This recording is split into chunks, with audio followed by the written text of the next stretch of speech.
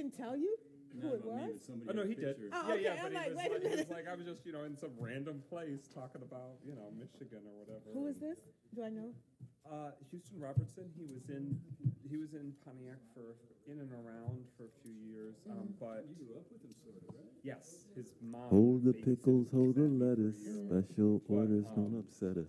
He's down in Tennessee. Okay. And then somebody who's an attorney from Detroit that I knew through Brenda Lawrence, who he even ran for judge and, Okay. Is that right? and city council. Because they just randomly met at like a charity event down there. Yeah, yeah. And said Michigan, and he goes, hey, Mike McGinnis? Of course. All doesn't know? nationwide. Yeah, Exactly. City of Pontiac, Mike McGinnis. They're synonymous. Yeah, I don't even know if they brought up Pontiac because I don't know. It's funny. Something Lucitri. You know Lucitri. Yes, don't you? yeah. Fellow Taurus. Yeah, yeah. And her fiance's a Taurus. Okay, and speaking of, is he a Taurus. judge? Whoa. I know, right? Is he a judge? I don't think so. I didn't think Max told me he was a judge. I'm like, I don't think so. He could be an attorney, or he could be aspiring to be a judge. Yeah. Or he could have a name that's close to a judge. What's his, What's his I think last his name's name? Ron. It's either it might be Trusty or Flusty. Something that ends in USTY. Oh, I think I might have it in my. Look, how do you know it ends in USTY? I don't know why. It's just stuck out my head. You really got a thing with that, don't you? That stuff that sticks out in your head. It's crazy, isn't it? Yeah. He can tell you the dates if he really. Yeah, he can tell you what's my date? I am not that good anymore, but I want to say you're a May. It's May 13th. You used to call it. She's 420. Yes. So 3 Tauruses. I'm 420. Yeah. I feel like you're giving us a horoscope reading. What day is your birthday? June 9th. June 9th. That's right. I just asked that. Yeah, you're a Gemini, I think, right? Look, you see my frown, right? Good. What was did you cross paths with him or just give him a call? We stopped by and chatted with him. He's got some really good ideas. Give me 30 seconds, I think we get going. So the right button is the on button. You do have some powerful skills, Ms. Chairperson, with being able to manage and mute the meeting, but I think Mike knows how to work that. But she has the power. So the one on the left cancels out all microphones. So if we were all like, I object, and you're like silent, so that'll cut off the microphones. But But you can still hear us. Yeah. So the right button turns it on, and we'll want to turn the right button on at the podium for public comment or presentations as well. But like, let's say We want to talk with the right button. yes, it turns it on, turns it off, the one on the right, and then it'll be lit up around the microphone to demonstrate that it is on and audible. Yes, I did a testing 1, 2, 3 as well with the audience. Hello, hello. There, I did the same thing. Can you hear me?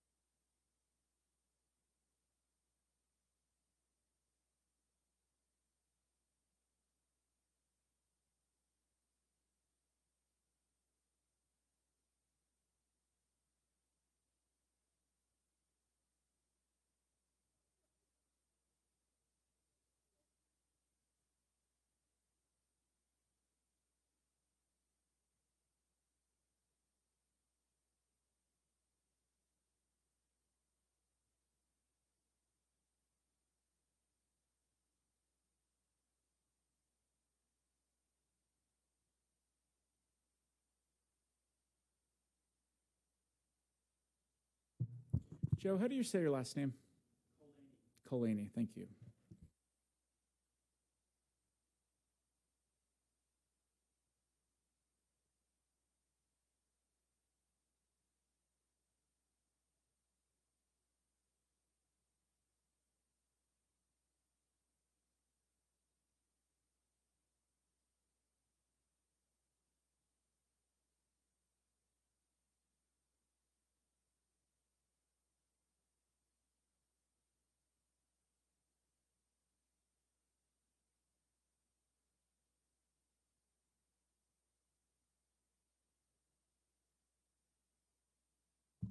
Good evening, everyone.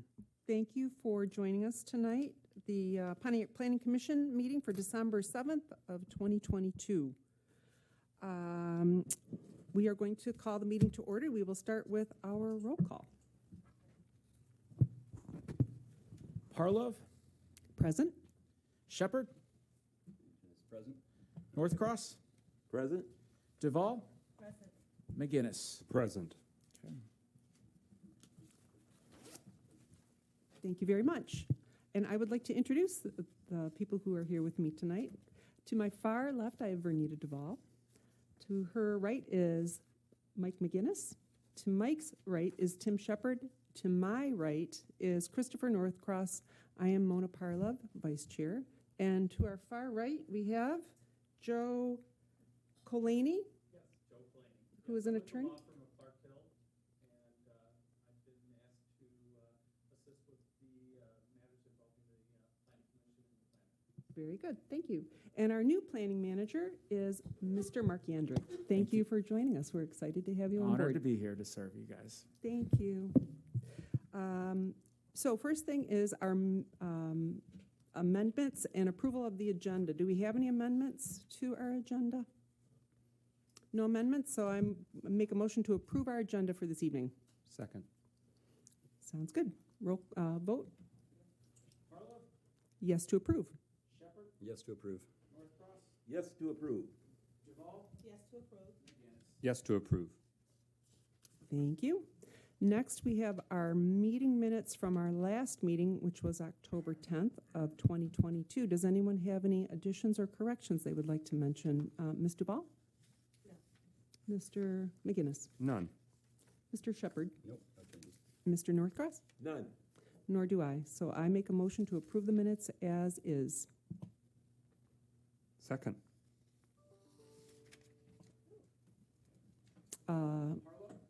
Approved. Shepherd, Yes to approve. Northcross, Yes to approve. Duval, Yes to approve. McGinnis. Yes to approve. Very good. Next, we have special presentations. Is there anything on our agenda for this evening? We have no formal special presentations this evening. Everything's being introduced in an informational session. Okay, very good. So then we go to our public hearing. Is there anything that we need to open the floor to on There are no this? public hearings this evening. All right, then here we go. Open, closed. Now we are going to go to old business. Do we have anything on our agenda that we need to go over one more time? We have no old business this evening. All right, very good. Well, then let's talk about some new business. Let's talk about our 2023 Planning Commission calendar. It is printed up here in front of us. As per always, it's the first Monday of the month. The first Monday in July is the 5th of July, so I would anticipate maybe that would be the only date that maybe someone may take exception to. Does anyone have any input that they would like to give on the agenda? Vernita? I'm fine with it for now. Okay. Mr. McGinnis? I'm fine with it, and I'll note that the February meeting is my birthday. So this year I ran a city council meeting on my birthday, and next year I'll happily help plan. Thank you. And Mr. Shepherd? No problem. Thinking just of you. No issue. How for you, Christopher? All good? No problems at this time? Very good. And I'm fine with the July meeting being on the 5th. So I would recommend a motion from someone, please. That's right I up make a here on top. motion that we approve the regular meeting schedule for 2023 for the Planning Commission. Second. Very good. Parlov, Yes to approve. Shepherd, Yes to approve. Northcross, Yes to approve. Duval, Yes to approve. McGinnis. Yes to approve. Very good. That is done. Now we get to go to our information session regarding the Lighthouse Campus Master Plan at the address of 46156 Woodward. So I'm going to give a brief presentation for the applicant, almost set the table for them to be able to present to you this evening. And being that this is my first Planning Commission meeting in Pontiac, I just want to make sure I understand what the expectation is for the applicants and also for Planning Commission. No formal application has been submitted yet. However, we've had a pre-application meeting with some of the other review agencies at the city with the applicants. And they're looking to expand their Lighthouse campus just down the street at Cottage and Woodward. So this is just an overall little Google view of the existing site, looking at the southern end of the loop and where it's located in close proximity to downtown. And this is just showing the current site with the parcels. And if you noticed to the east of Hovey Lane, which is in the center of the drawing, there are a bunch of individual parcels that either currently or were in the past single-family residential homes.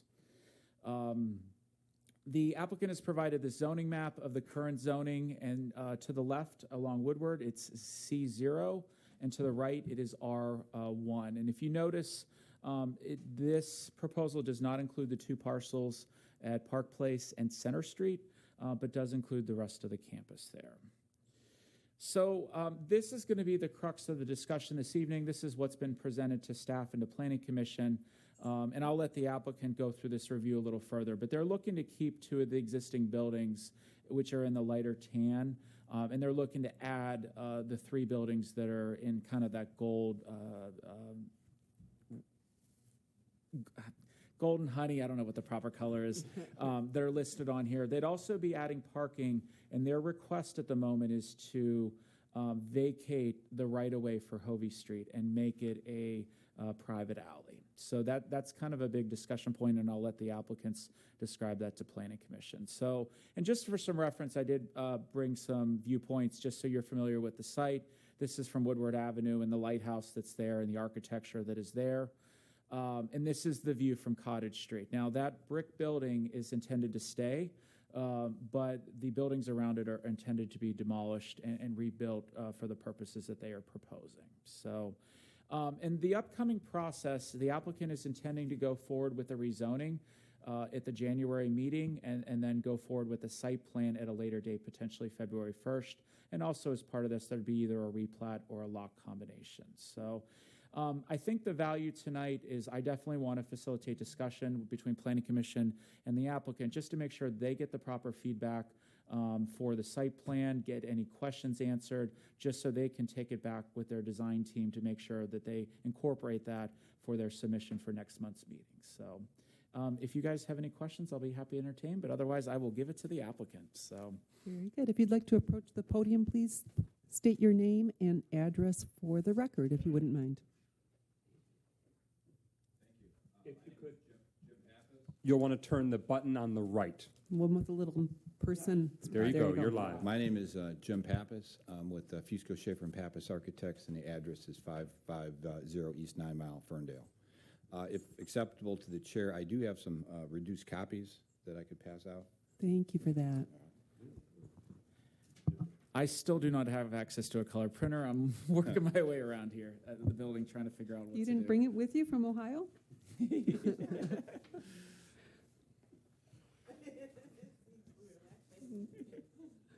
It's on its way. Thank you.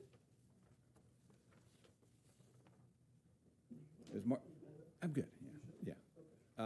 As Mark mentioned, we did meet with staff and talk about this project a little bit. Hopefully, getting some input from the engineering department, fire department, etc.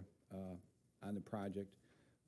A little bit about Lighthouse. Well, we've been working with them, and we previously were looking at other sites around the city of Pontiac and actually Oakland County to develop some additional housing opportunities as well as a social supermarket. as well as a social supermarket and a economic opportunity center. The existing building is, the existing lighthouse buildings in this location. Okay. The existing three-story housing is in this location on Cottage Street. There's a small one-story building that's attached to that that serves as some offices, and there are some houses that 4 houses. 2 of them are duplexes in this area.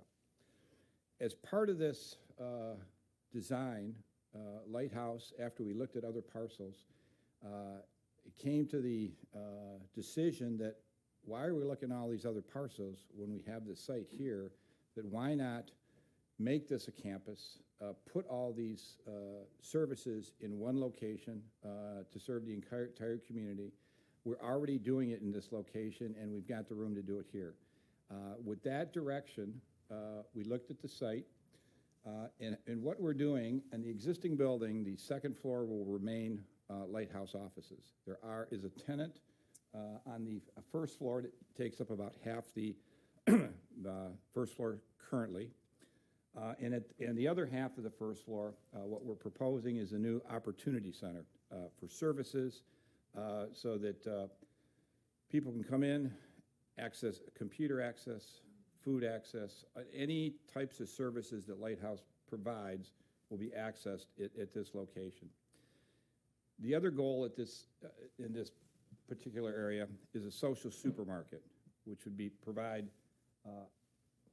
similar to a food pantry, but as opposed to coming in and get a box of food, a social supermarket is just like any other supermarket you would walk into, where people from the community can come in, select what they'd like, and get food, get nourishment, vegetables. So it's really a different type of philosophy in a food pantry. We have some access for some trucks. We're still working on the truck access at that point, simply because we're working on a survey right now for proper grading. Mm-hmm.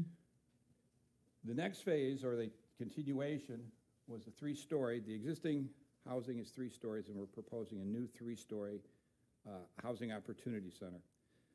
The target is that this would be non-congregate, so that the residents that live here, it would be individual units with a bathroom. That is the direction that we're proceeding with this building.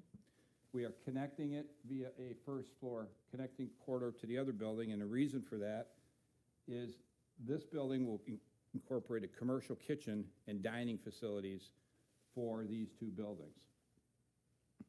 We're also requesting the vacation of Hovey. Hovey actually dead ends right here at Cottage and does not continue through. And the reason for that, we wanted to really get a pedestrian-friendly layout so that if it's not traffic running through and it's just for our parking lot, that way we can encourage pedestrian access all the way around the building. This is really our initial concept. The social supermarket is approximately 8,500 square feet. The dining facility is about 5,300 square feet. And then the 3-story residential component, excuse me, is about 26,000 square feet. It's very conceptual at this point. We're here for informational purposes to get some input from the Planning Commission. It's our intent that this week we are submitting for the rezoning purpose. As we had discussions with Mark and the planning staff to build the social supermarket, the current site is zoned C0 or CO, and we need a C1 to conform in use. On the existing site, this is currently zoned R1 residential. However, there's already the existing 3-story multi-family building on the site currently. So we're proposing to go from R1 to R, make sure I get it right,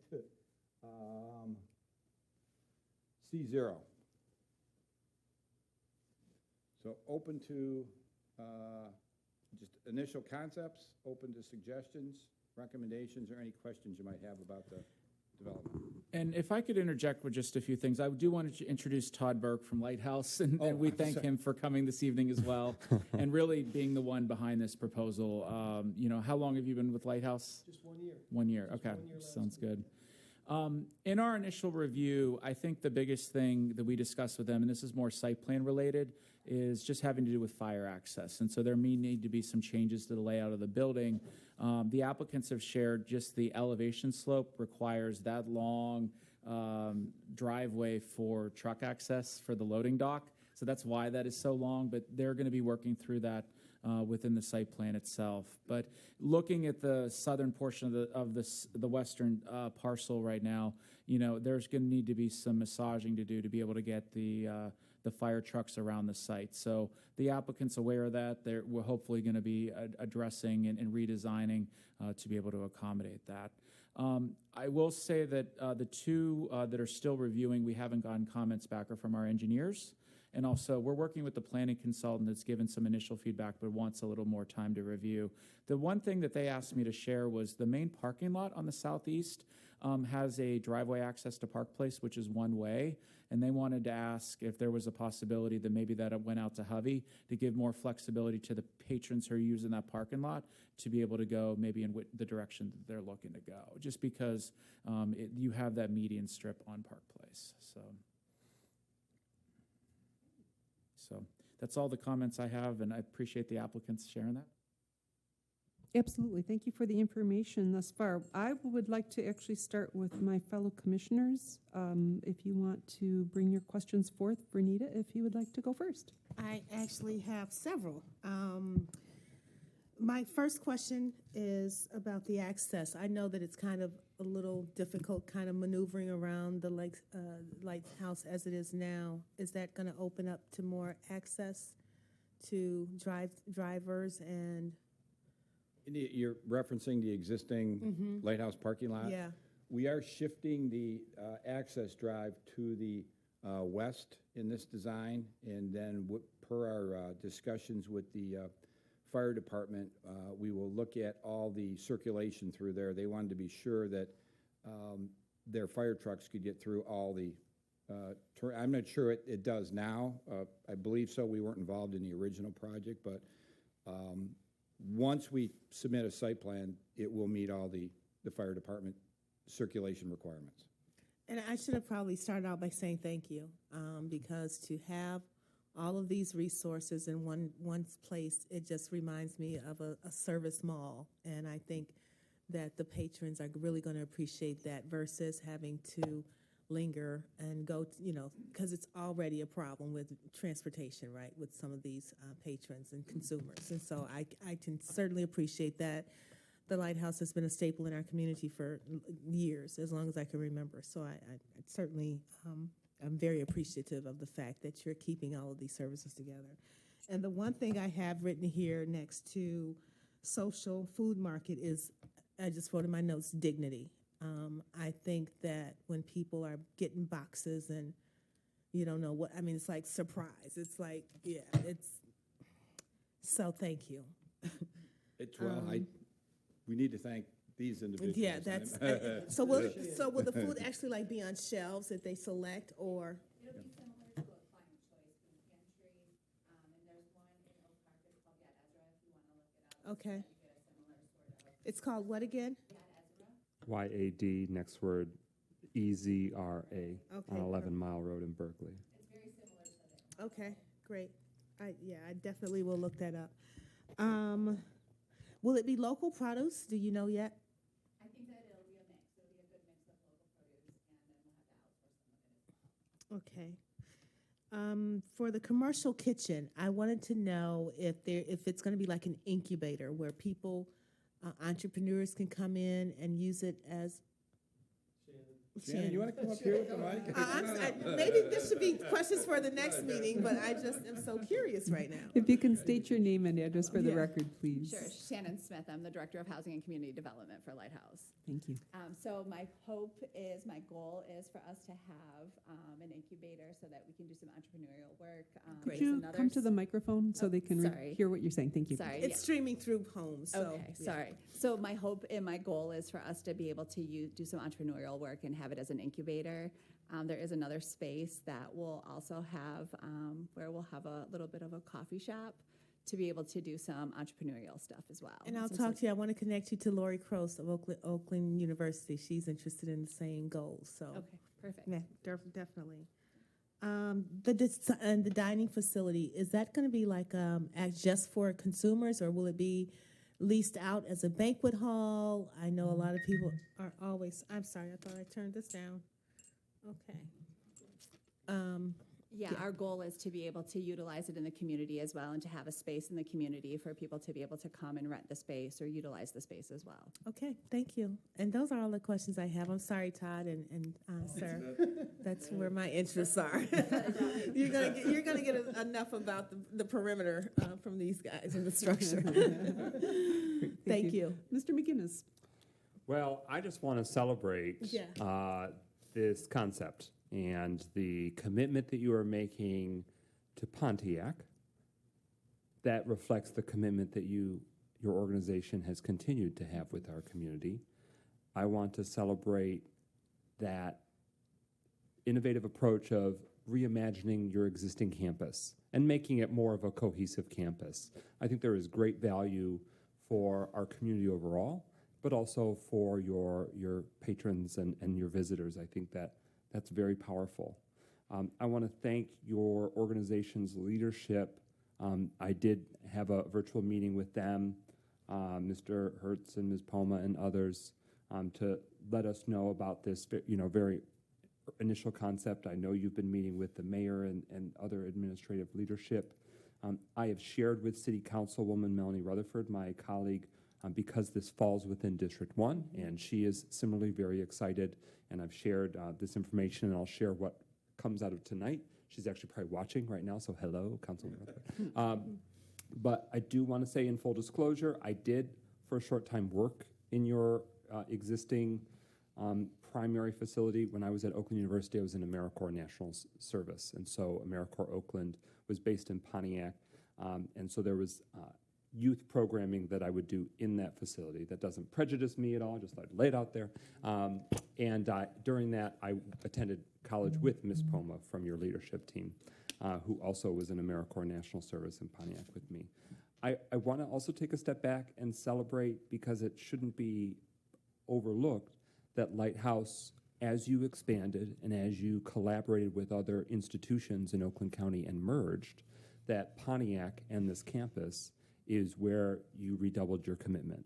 And this very aggressive, and I mean that with a lowercase a, I don't mean antagonistic aggressive, very proactive and wise approach, really, it really warms my heart that Lighthouse is demonstrating that Pontiac is the place where they want to grow and reinvest and expand and do something really powerful for the community as well as for your organization. So I don't want that to be glossed over, because that could have gone a lot of different ways.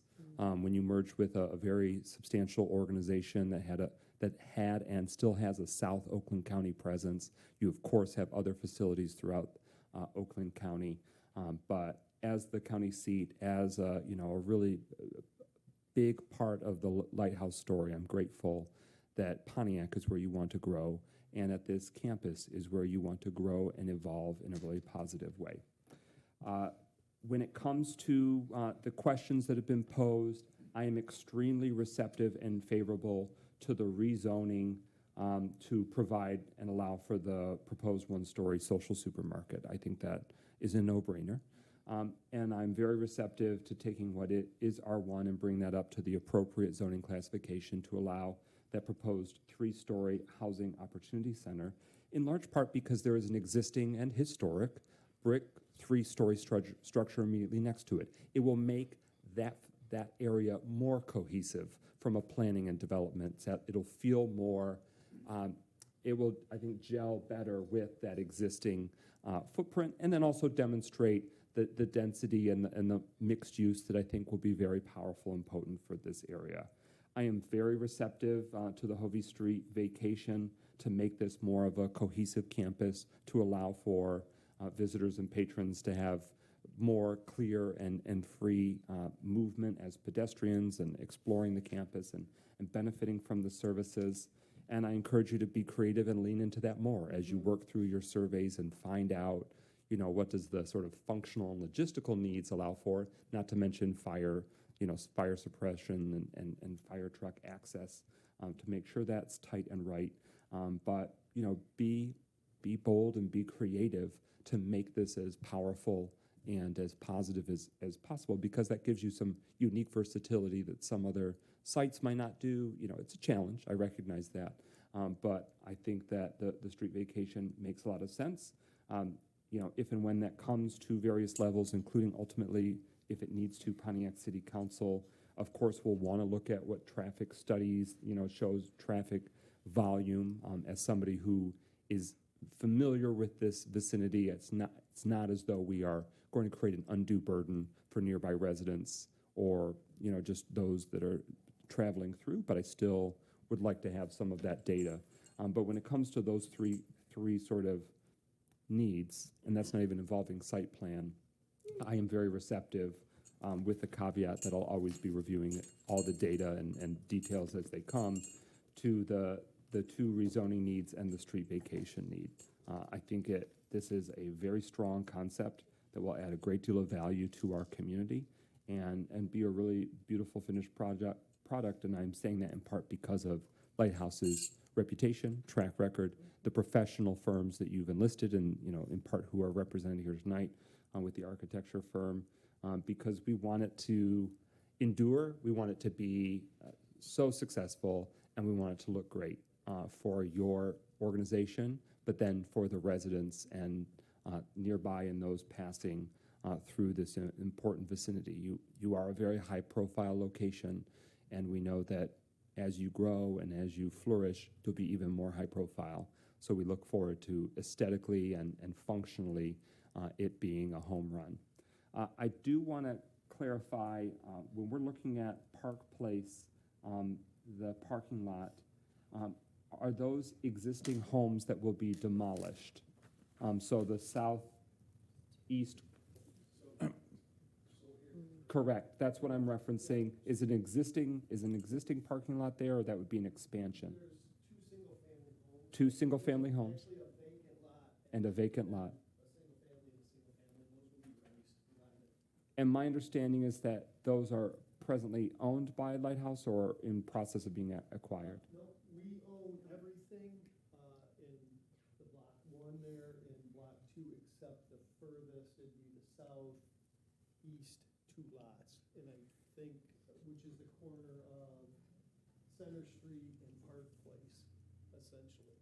Okay. These are the only two parcels that are not owned by Lighthouse. Okay, so those that are not owned are shown as not part of the footprint.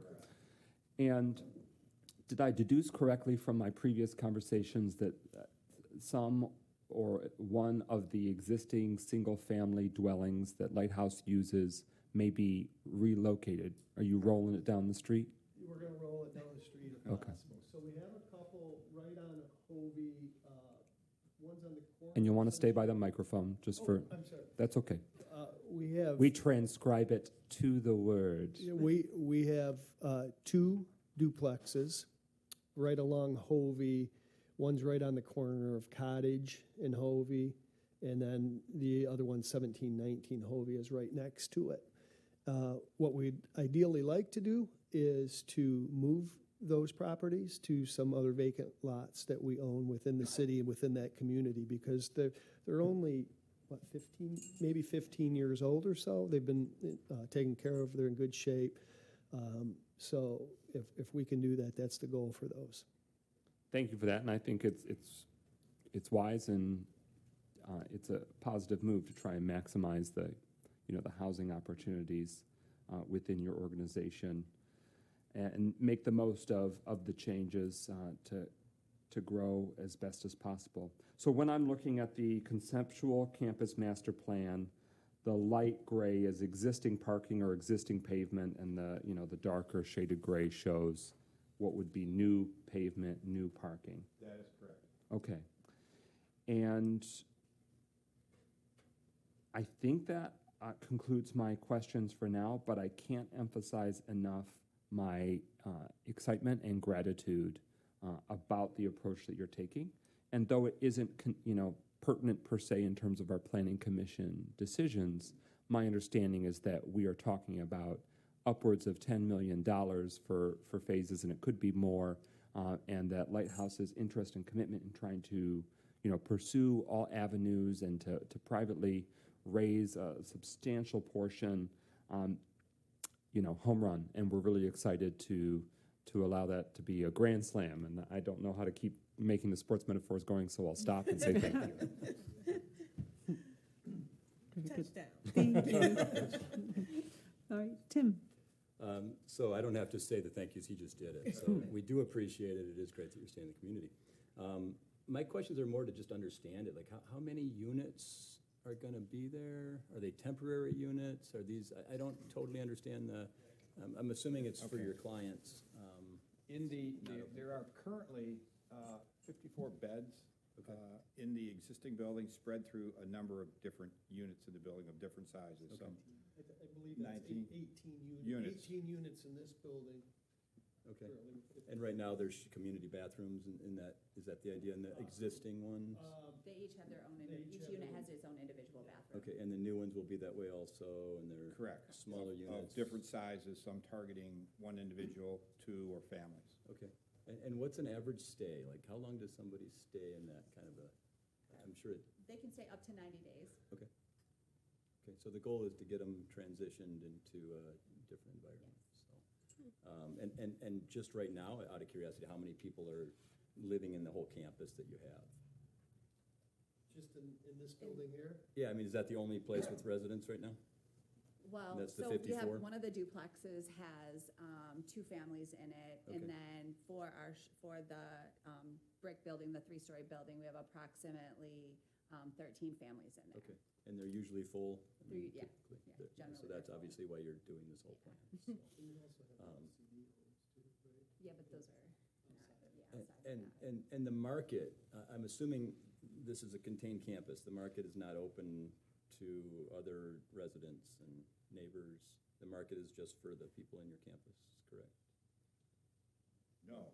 No, I would say it's for the, For the community. community. It's for the Yeah. community, so Yeah, anybody in for the sure. area can Yeah. come and shop. Absolutely. Okay, that's Yeah. great. Yeah.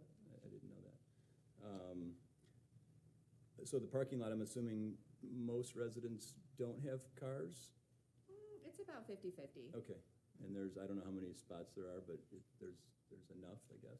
We based that on, we did really exhaustive discussions with the Lighthouse team about the number of spaces, staffing, residents. So it was based on these discussions with Lighthouse, how many spaces they believe they need to make it work. Okay. From a ordinance perspective, I believe we really exceed the requirements, but they believe this is what they need actually to make the project To work. make it work. Right. And is Because the, staffing and residents, et cetera. okay, and is the intention to acquire those other lots if they're available? Love to. Yeah, okay, so that's just, we don't need to talk about it here, but that's kind of Actually, in the plans. I did a reach out to the 3-unit here, but have not received a response. Okay. Okay, but that would be your goal, so. And I guess for us, and this is preliminary, so it doesn't really matter, but I think for us, it'll be the design, and I'm assuming this is all gonna be done in a really nice way, but do you have some kind of a concept of that now that you can explain? Is it brick? Is Not it really. siding? No, we're. Okay. He's like, And not we don't really. need to push No, it. I mean, There's no we're just template. really not at that point yet. We're just really at the initial concept, master plan, moving into the rezoning phase, and then we'll begin work on the site plan approval package. Okay, great. I mean, I think for us, that'll be the important thing, is we wanna It'll be see. nice. And I know it, I mean, I don't know your organization that well, but I've known enough about it, that you do things the right way. But that's gonna be for us important, is when somebody drives down to this street, We don't, not that there's T111 used anymore, but we don't want something that looks like it's old or kind of done cheaply. So whether it's brick or whatever it is, you got, like Mike said, it's a historic building in the middle there, which I drove by tonight, and I don't think I've ever seen that building before. So something that kind of fits that idea, I would assume, so. That's why we got a great team here, Jim and his team. Right, okay. I don't have any other questions. I mean, we're gonna see you on the next one, but I love it. I think it's great, and thank you for staying in Pontiac, so it's a good thing, so that's all I have. Great, thank you. Mr. Northcross? Yes, wonderful, wonderful. I'm excited about the expansion as well. I've worked off and on with groups that have been in and out of Lighthouse, with Lighthouse itself, and it's really a wonderful gem in the city. This area is great. Park Place is really a very, very nice street. This big, wide boulevard that's kind of elevated. The homes there, a lot of the folks look like they've been there for a while and really take pride in it. Question, what types of, and thank you again for coming and keeping Lighthouse in the heart of Oakland County, Pontiac, Michigan. So thank you, thank you. You have good relations with the people along Park Place? Have you had a chance to talk with them or say anything? I'll defer that to Shannon, only because she's been with Lighthouse for 10 years, so she has a little more of a connection with it. I mean, you got a lot of catching up to do. I do. Jeez. I do. I'm trying to get them there. I feel like we have a really good relationship with the residents of Park Place, as well as the residents of Cottage Street. When I'm out there, I see them, they wave, we say hello, we talk. If there's an issue, we address it right away. So I think that I would say that we have a really good relationship with them. Yeah, I from what I'm seeing here, I think they would be very supportive of this project. So if you do have a chance to share it with them, maybe in some form, I would really recommend engaging them now. Letting them kind of have a heads up as to what's going on. If you haven't already done that, you may have already done that, I don't know. But that would be my only suggestion, to kind of keep the ways greased and everything so it slides right through. So the project itself, great. Right now, I have been there with your current food pantry and seen people coming in and out. And I also was a volunteer with the Sun Time Bank, who used to actually have some offices in the Lighthouse when they were struggling and looking for a place to stay. And so thank you for that. So excellent. I mean, I think it's a real... a real feather in Lighthouse cap to have the vision to stay in a wonderful place of Pontiac and provide services. And I think it's also a good addition for Pontiac. So thank you. And everything Mike McGinnis said, and everyone else, and Ms. Duvall and Tim, I say here. Touchdown. Thank you, Chris. All right, and I also say thank you. That just almost goes without saying, but I need to say it. Thank you. A question about the bed count for the new building. What will the square footages be for the different rooms? Do you know? We haven't got that far in the detailed analysis. The one beds will probably be in the range of about 80 square feet for the actual living space plus the bathroom space. Okay. So there'll be small quarters, but there'll be private spaces. So it's Okay. not what you think of as the traditional shelter with just beds everywhere. They're actually individual rooms. Okay, because I know from past planning commission meetings, we have minimums on our square footages, and you may not know it off the top of your head yet, but 80 square feet was not a number that I remember hearing before. That sounds very low to me. It's very small because it really isn't a dwelling unit. It's a more of a. Is it dorm room small, maybe? It's smaller Yeah, than storage that. room Okay. style, yeah. Just think of it that way. Okay, and then the bathroom space is in addition to the 80, or is it Yeah, part of it's the great, 80? Yes. Okay. Yes. Okay. The other question I had was, it says the green amenities area next to the proposed one-story housing and dining center. There is a green space there. We do have a. Could you get closer to Oh, the sorry. microphone, please? Thank you. There is in that existing building is a child daycare. Okay.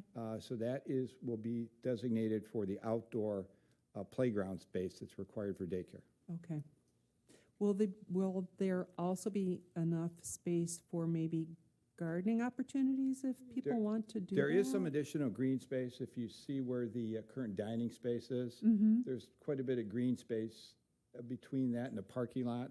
Okay. We're still looking at how that might be programmed, possibly some outdoor patio space off the dining. That's a continuing process as we work with Lighthouse to see what types of activities they might like to see in the outdoor areas. Okay. That just kind of dovetailed into the other question I had. Was there anything else that they were talking about doing outside other than having playground equipment? Was there anything for adults to do for, Not at this time, but that's part of the design process.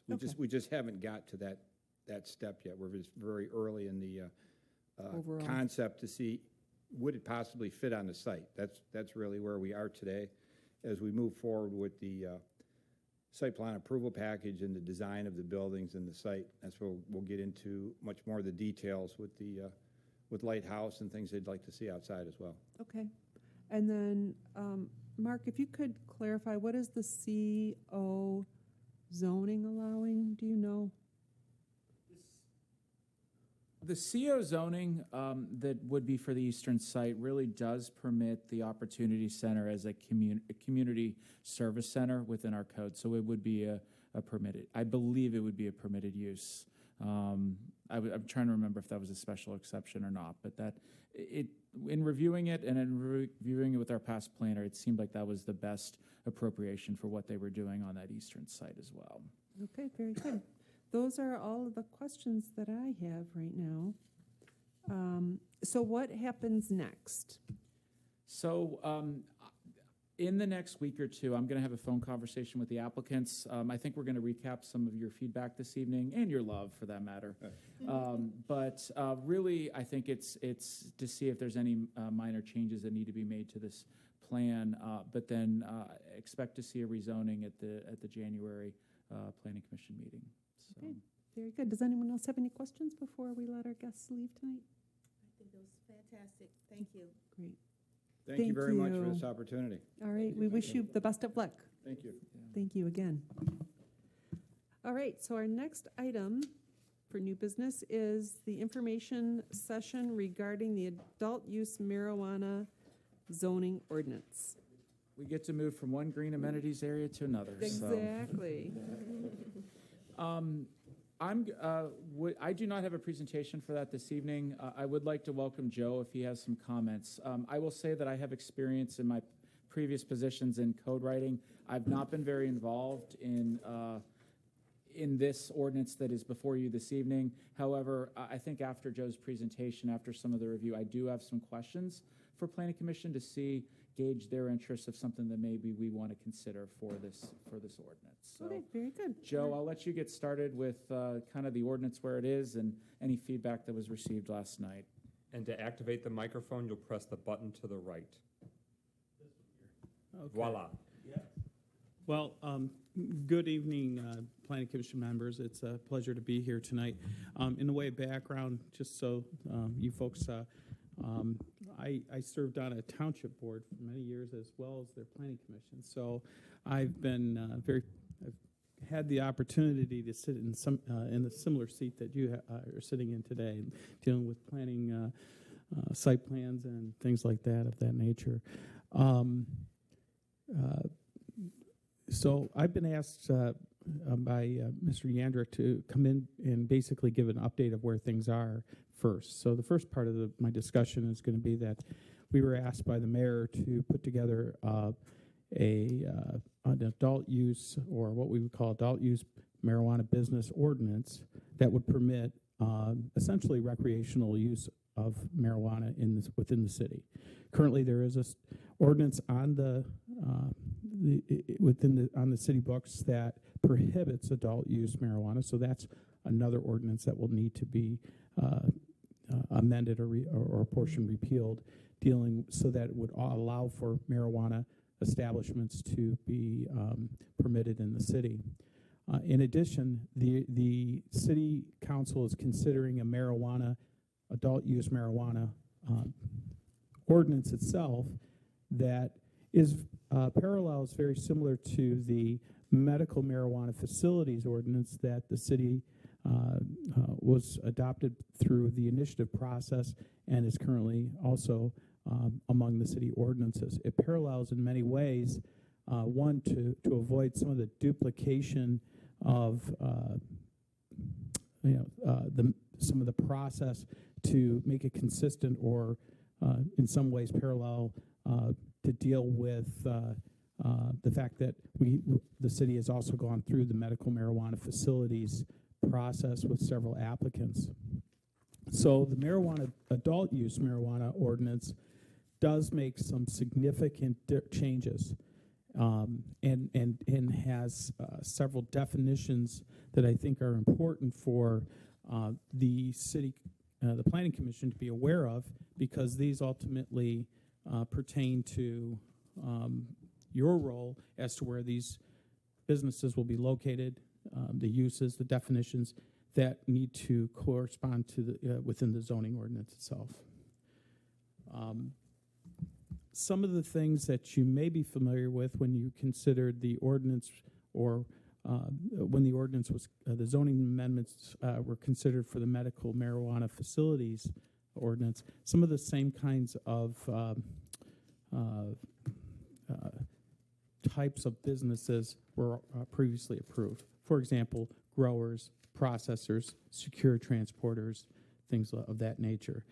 The major difference between the medical marijuana facilities ordinances, that in the medical marijuana facilities ordinance, you have what is called provisioning centers, which is very similar to what we would call retailers under the adult marijuana ordinance.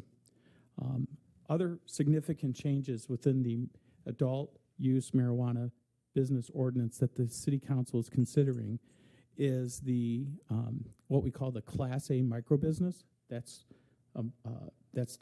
defined in the ordinance itself, as well as the draft zoning amendments, which you have a copy of, and I can go through that in a moment if we want to discuss that.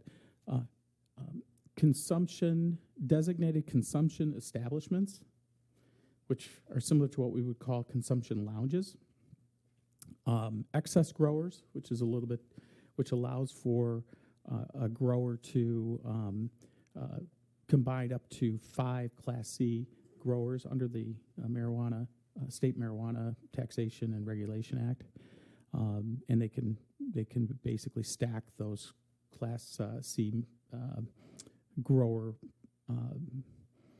licenses, and they can grow up, which allows basically a Class C licensed grower to grow up to 2,000 plants per license, and an excess grower can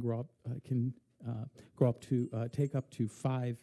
It can stack up to 5 Class C licenses, or 10,000 plants. The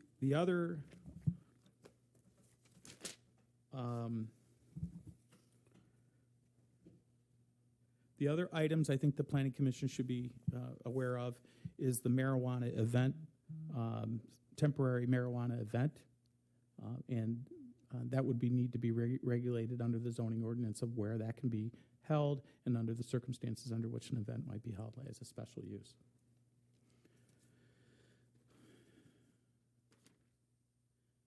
Another difference that the State Marijuana Taxation Regulation Act permits is the co-location of certain or combination of certain marijuana businesses, such as growers, processors, and or retailer establishments. They can actually be located at the same physical location and subject to certain barriers and things like that. But that is something the zoning ordinance also addresses within the proposed zoning amendments.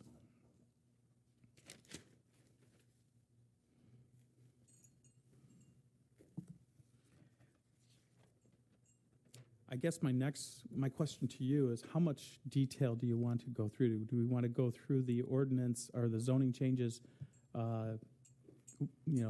page by page, or I can kind of, for you to take a review, or would you rather I answer questions? Because I know some of the planning commission members have, in fact, read through this and had some questions, and I think that might be the way to go if they want to start off that way. The other item that the zoning ordinance does is just similar to the medical marijuana facilities ordinance that was adopted by the city or approved by the city by initiative, and then the zoning amendments.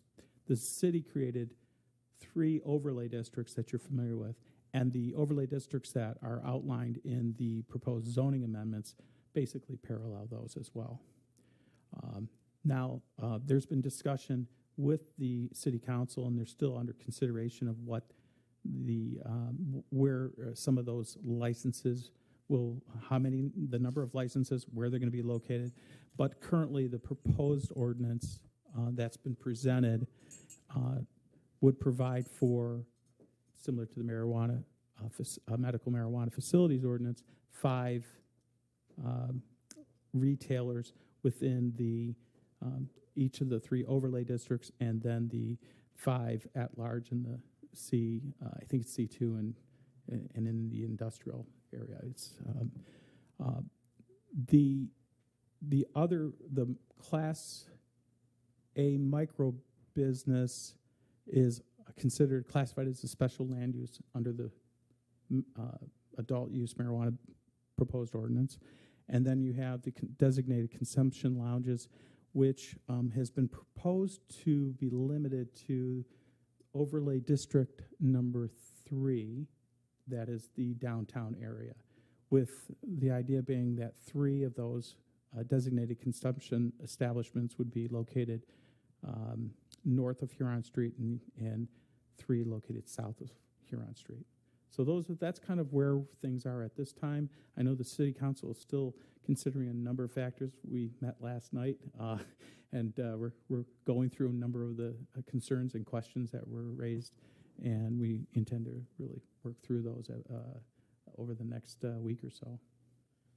And I want to say thank you, Joe, for giving that presentation. I think in my review of this, I've got a question for Planning Commission, because I think there's a lot of important information in here.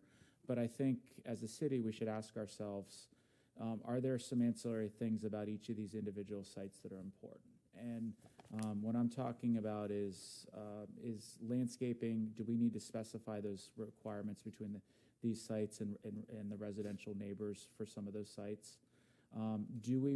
Our city does require does have a maximum lighting. We don't have a minimum lighting requirement. I think about the long-term safety of these businesses, and is that an important thing that we want to make sure is required for these sites, no matter what condition that site is in?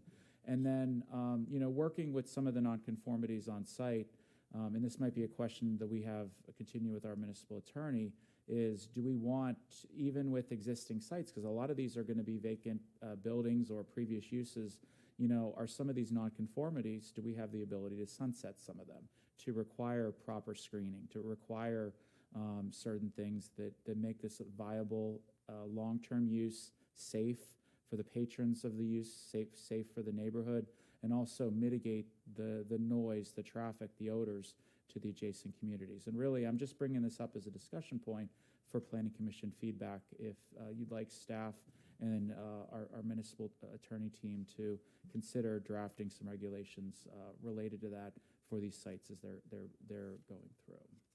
Thank you. Can I respond to that? I would assume I'm responding for most, but I can't say that until people say. But I would say yes, please. I think that's very helpful that you bring that forth. This is certainly just another level of what we've been trying to address for the last several years as we were waiting for the medical portion to take hold and start to grow. And now we're adding in the recreational. So yes, to what you've said is my feeling. Please give us as much information as you can, because we are not the experts necessarily. So Why would we look at these as any different than anyone else coming in with a site plan approval? So if we have a new build going up, wouldn't we require them to do the same stuff? The lighting plans, the landscaping plans? It seems, it would seem strange that we would have them do something different, because I think everything I've seen on the site plan stuff is we're pretty strict about how we screen and how we do that. That's an excellent point. There are really 2 points I'd like to make on that. Number one is that for existing sites, there's a lot of legal nonconformities that are allowed to continue. And even though the business may have been closed, we are limited within our regulation, the way it's written, in terms of powers to be able to get them up to code. Now, if they're redeveloping the site, making changes, that sometimes can trigger them bringing those nonconformities out. Cities do have the power, for limited reasons, to be able to sunset a nonconformity. And you know, when you think about this type of business, I think it's welcomed in the community. We want these businesses to do well, but you know, there may be some additional byproducts to adjacent communities. We want to just protect those surrounding neighborhoods. It's just a consideration, you know, where and you know, even as an example, our landscape buffer requirements are very vague, and you know, there may be an appetite for both conifer and deciduous trees. So one provides more of a coverage in the summer, the other one provides a year-round coverage more for sight and smells, because you don't want to have a bare coverage if there's a big marijuana smell to an adjacent neighborhood in the wintertime. And it's just an example, so I'd be happy to get your feedback. So I think, I guess from, the smells shouldn't be an issue. Okay. They're regulated by the state, right? Yep. So if there's a grow has smells coming out, they'll lose their license. Okay. So I think that's regulated pretty highly.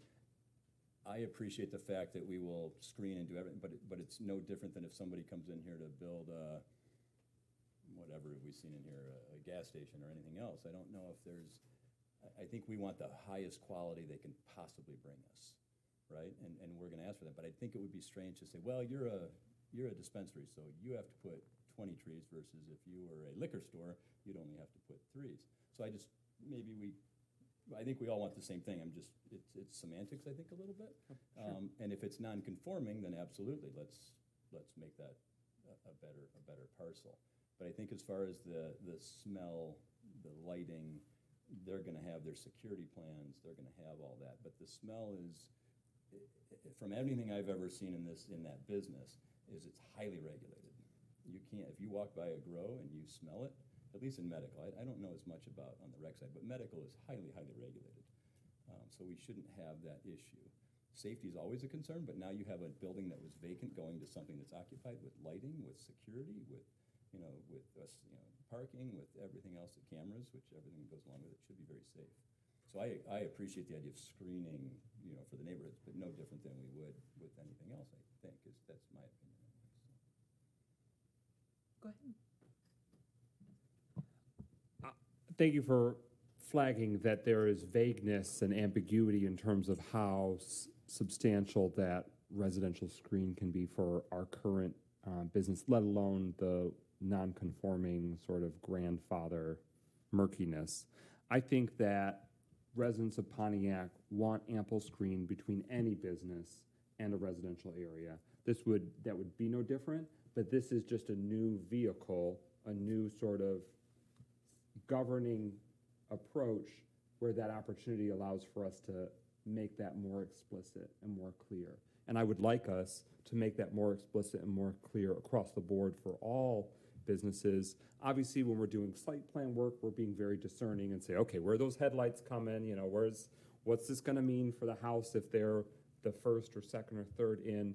Because we want the commercial areas to thrive, our corridors to be successful, but we don't want it to be at the detriment of the residential areas.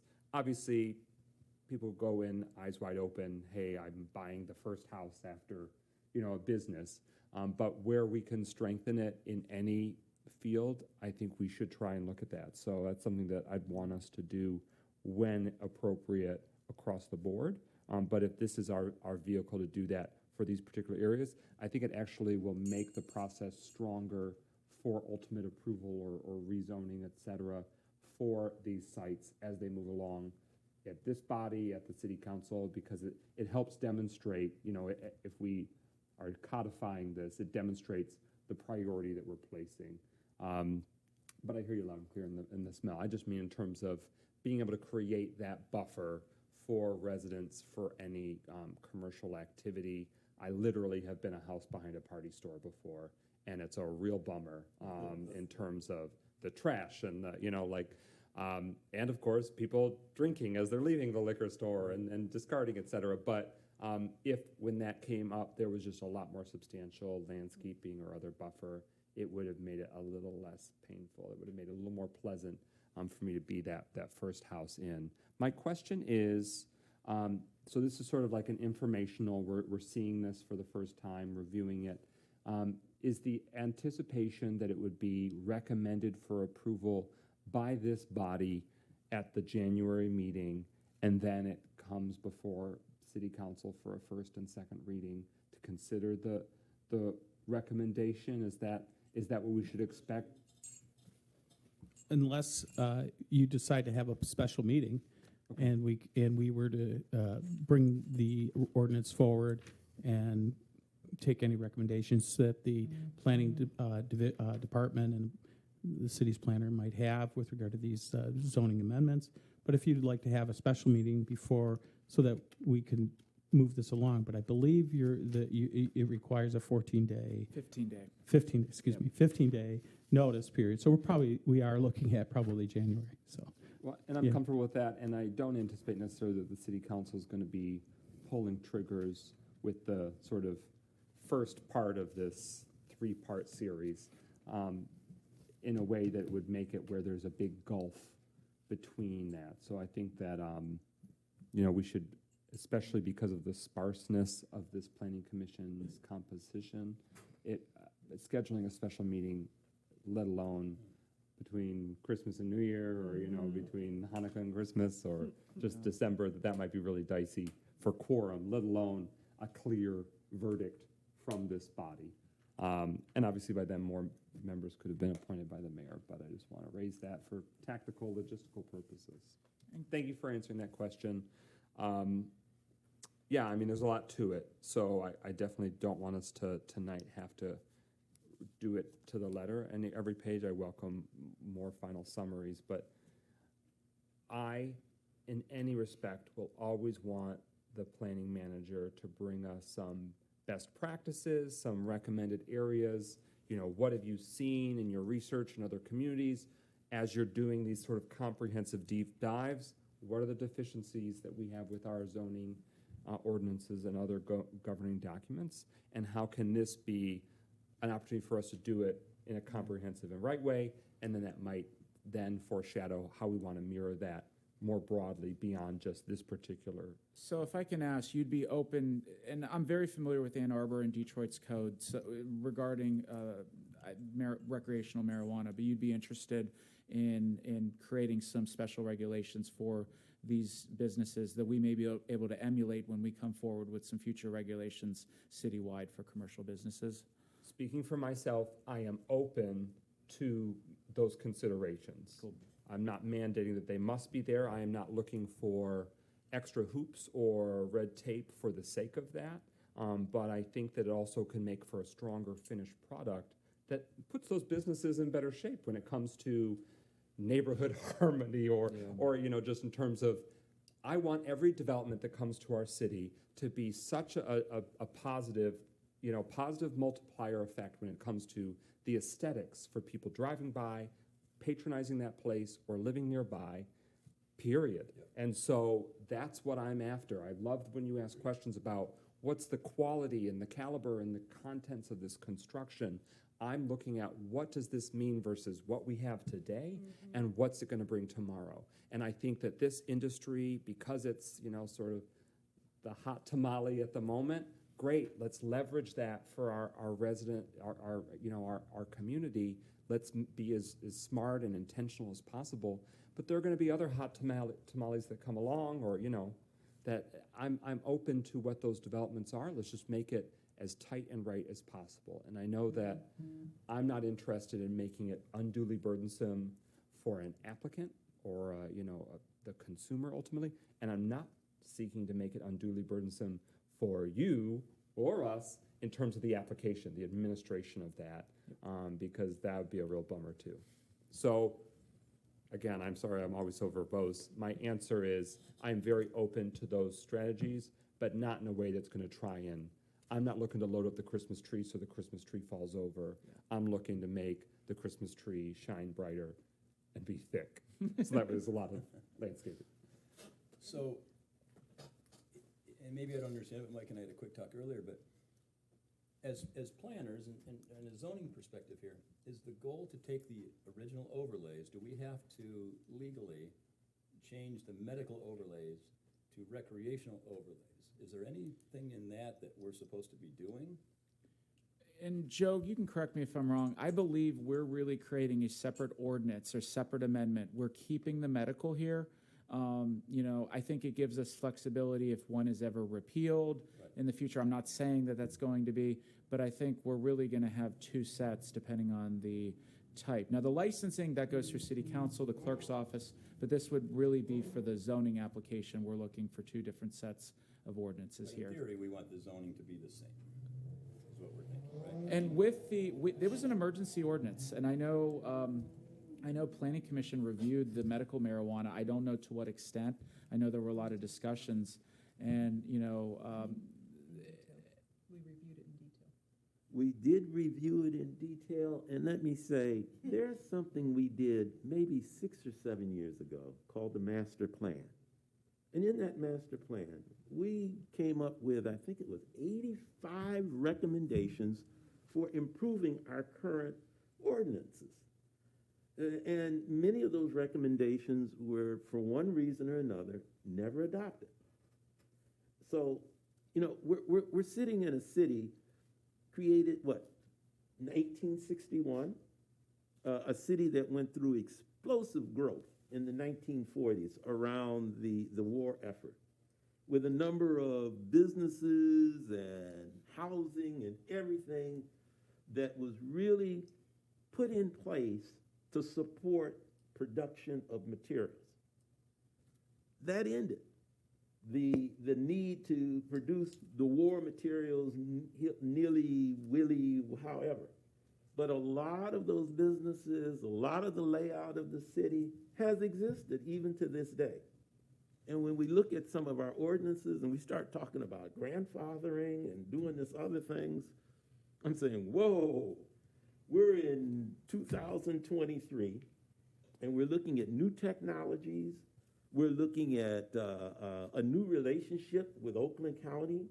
We're looking at redoing our Woodward Loop here and a number of other things. I think, it would behoove us that as we see these opportunities to improve, we grab them and improve and go forward. So, I'm Mike, here. Once again, here, on getting the best that we can get right now. And let that be a template for what comes in the future. Not to say we're laying an undue burden on the people coming here from the standpoint of asking them to do more than what we've asked other people to do, but more looking at it more that given what we know, given what we understand, given where we want to go, let's put these things in place now and then work to implement the recommendations and the improvements for the future, and let them kind of be the forerunners, so to speak.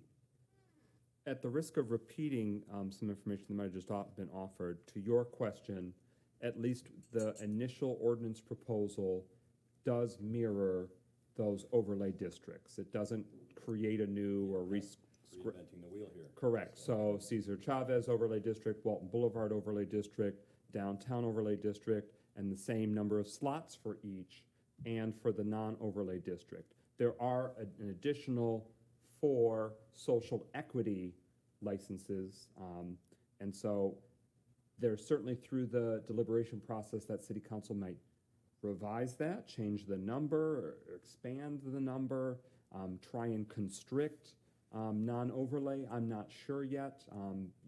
Were you in last night's meeting, I think? So you heard some of the initial deliberations, and obviously when it comes to this, it will be done in a way that mirrors sort of like the primary ordinance that'll be legalizing That's it. for council to do. So what are we being asked for as planners? To my knowledge, and please help us unpack this because it's a great question. So basically, the city council will be passing an ordinance to legalize recreational adult marijuana retail businesses. But the zoning ordinance has to sort of mirror or map that. And so that's this kind of takes what that creates and now makes it so that the zoning ordinance aligns with it. So it's not out of sync. So again, I didn't mean to interrupt you, but if you're mirroring what it is, we just have to kind of rubber stamp the idea that yes, we're going to change the zoning of those districts to allow recreational, but we haven't changed a line. We're not moving a street. We're not adjusting anything.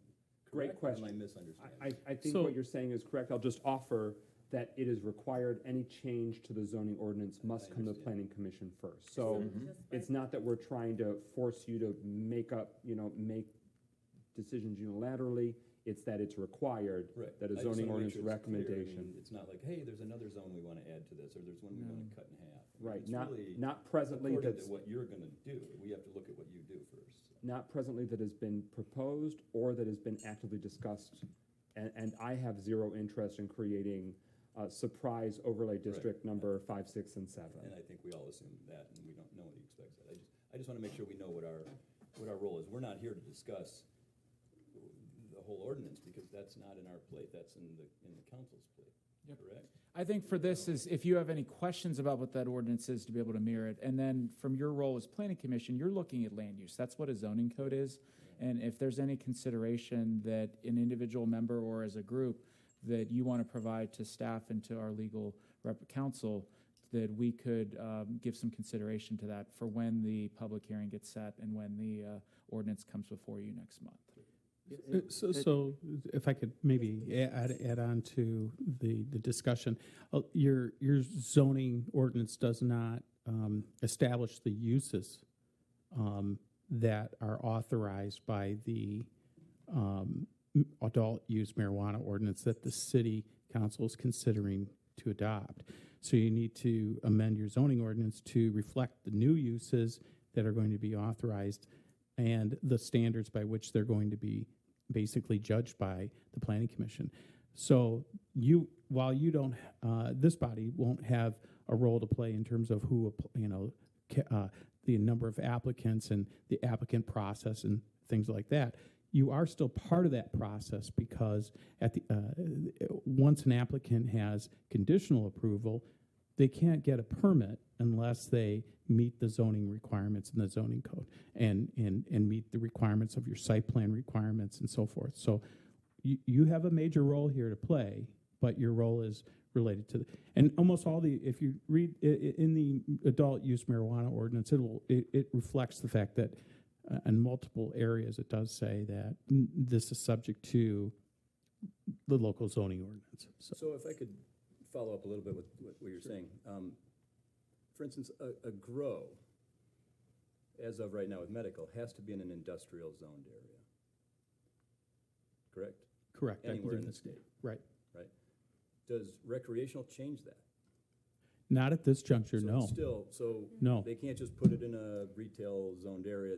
It's all the same, basically, as, like, in other words, you're not gonna see a retail storefront turn into a grow, because it has to be industrial, unless we decided to change zoning on something, correct? Currently, the zoning is set up very similar to how the medical marijuana facilities are I located. don't know, I know a Correct. lot about medical, I don't know. But the much about retailers, it does allow for co-location of processors and, But that would have, if there was a co-location, then you'd have to do it in an industrial zone, correct?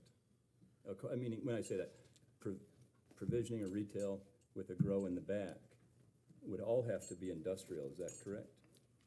it doesn't have to, it depends on what this body determines where it's, Well, the we would zoning have to districts. rezone it if it was zoned, if it wasn't zoned industrial, we would have to rezone it to the, I don't know if the right word I'm gonna use is the worst case scenario, which is industrial, so, cause you can't put industrial uses. intense use. The most, thank you. Right. That's a much better way Much- to say it. So exactly. retail could exist in industrial in theory, but Correct. industrial can't exist in retail. So does that bring anything different to us versus medical? No. No, so I guess that's the real question I have. We're not looking at all of, and that would be my only concern, is that we're not looking at something new that could come at us like that, so. But again, this is the zoning ordinance, and if you decide that there are certain other districts, this would be, the retail is restricted. Growers are not restricted, they're subject to the zoning ordinance. So where you decide where as the planning commission and proposed ordinance, of course, ultimately the city council decides on the zoning changes as well, but your recommendation in terms of where they're going to be located. Thank you. So, yeah. And just one thing to point out, caregiving is not part of this ordinance at all. So just wanted to make that clear. Can I touch on that a little bit? Sure. Because right now you're correct. It's not part of the adult marijuana, of course. It's separate under the 2006 Medical Marijuana Act, Michigan Medical Marijuana Act, caregivers. But there was a case involving Byron Township where the question whether or not the state Medical Marijuana Act preempted local regulation of caregivers. And so you, as a public body, as the Planning Commission and City Council, you could regulate the location of caregivers in a similar way. I mean, they're typically in what I mean by that in Byron Township, what they did was they basically restricted caregivers to home-based businesses, and then home-based businesses were located in how they were located, and so there is a basis for doing that. And the thing about caregivers is that they have to be registered with the state, one. Number two, they can grow up to 12 plants per patient, up to 5 patients, and another 12 if they for themselves as well, and they all have to be separated. And so and they have to be in a locked facility. So there are certain requirements under state law that caregivers must follow, but you can also, for example, if you had a caregiver that wanted to locate in a commercial area, you might want to say no. We don't have that in our ordinance anyway. You don't have that in Not your in current this ordinance. I think there's consideration for a separate ordinance, but not at this time. So. I guess, let me do a little active listening here. I had looked at the proposed adult ordinance and then the zoning ordinances as being a system where there's interplay back and forth with both of them. And as I read through the adult ordinance, looking at its desire to provide for safety and regulation and promotion of the health and well-being of the city as a whole, with the zoning ordinance supporting that. Now, that's the way I came off of looking at that. And I kind of look at our piece of that being providing input back to the city council in regards to the zoning ordinance about how well the zoning ordinance will fulfill their stated desires as put forth in their adult marijuana use ordinance. Now, that's where I was, you know. And to that extent, I wanted to understand the adult use marijuana ordinance. For instance, on page 9 of that adult ordinance, which could relate back to landscaping and other things, there's some specific notes on the hours of operation. And I'm saying, okay, there's certain facilities where the hours of operations are called out.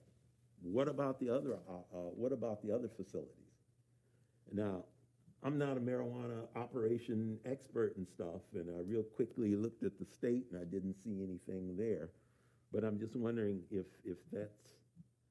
that's something we need to keep in mind as we do look at the zoning ordinance, the hours of operations of all of these facilities, and maybe what types of physical barriers and other things we may need to use to support those hours of operation.